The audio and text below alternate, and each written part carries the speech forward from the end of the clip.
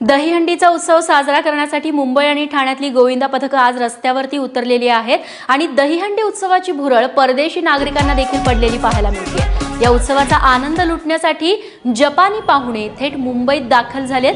गोविंदांसोबत त्यांनी आनंद लुटलेला आहे। शिवाय यावेळी रक्षाबंधन देखील त्यांनी आज साजरं केलं। या सणांमध्ये इतक्या रंगांची उधळण कुठेच होत नसल्याचं या जपानी पाहुण्यांचं म्हणणं आहे।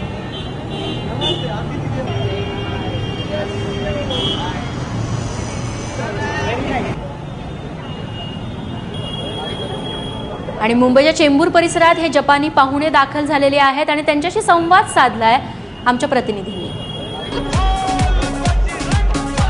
मुंबई दहीहंडी ही जगविख्यात आहे आणि त्याचाच प्रत्यय आपल्याला येऊ शकतो आता, कारण या ठिकाणी आपण बघतोय जपानचे पाहुणे मुंबईच्या दहीहंडीचा आनंद लुटण्यासाठी थेट मुंबईत दाखल झालेले आहेत। आपण बघू शकतो आपले जे गोविंदा आहेत, या गोविंदांसोबत ते सेल्फी काढत आहेत, फोटो काढत आहेत आणि त्याचबरोबर दहीहंडीचे जे थर रचले जात आहेत ते थर रचून त्यांना एक वेगळाच आनंद मिळत आहे। आपण त्यांच्याशी बातचीत करण्याचा प्रयत्न करणार आहोत आणि जाणून घेणार आहोत कशा पद्धतीने ते या गोविंदाला पाहतात।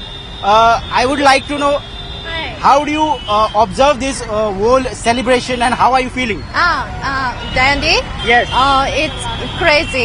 No, in Japan, no festival like this. Very nice festival. Thank you. Do you think it's very colorful than any other festival? Yeah. I joined Rakshabanda. Yeah.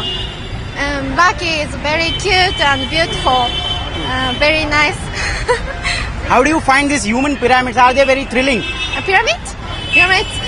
It's dangerous, but it's beautiful. So people's collaboration and community group is in India. Community group is very strong band. So very nice festival. So are you gonna try this when you're back in Japan? Yeah, I'll try it. I work hard.